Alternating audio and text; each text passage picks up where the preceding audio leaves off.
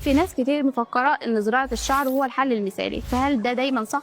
في الكشف بيقابلنا مشاكل كتير بتبقى محتاجة تدخل طبي من طبيب متخصص. طيب ليه بقول كده؟ خلوني أحكي لكم كام حكاية. الحكاية الأولى، بنت جاية تشتكي من تراجع خط الجبهة ومقررة تزرع، وبالفحص لقينا عندها مرض مناعي بيعمل تليف في الشعر والجلد، ولو عملنا زراعة شعر قبل العلاج واستقرار المرض هيحصل تشوه للمنطقة المانحة وهدر للبصيلات في المنطقة المستقبلة. الحالة الثانية، واحدة بتقول يا دكتورة أنا عندي صلع وراثي وعايزة أزرع. بالفحص لقينا إنها ديفيوز ألوبيشيا إرياتا، يعني ثعلبة مناعية بتبقى شكل الصلع الوراثي، وده علاجها ما بيكونش زراعة الشعر ولكن مثبطات المناعة سواء موضعية أو عن طريق الفم. الحالة الثالثة، مريض عنده ندبة في فروة الراس وجاي يزرعها، بس بالفحص ما لقيناهاش ندبة ولكن شكلها غريب وفي تصلب في الجلد. مع فحص بقية الجسم لقينا وجود تصلبات في أماكن مختلفة من الجلد، وبالفعل المريض كان عارف هو عنده إيه بس بيختبرنا، والحمد لله طلعنا قد الثقة، وإن العميل صفقة خايف تطير منه. لكن الكشف شيء مهم جدا،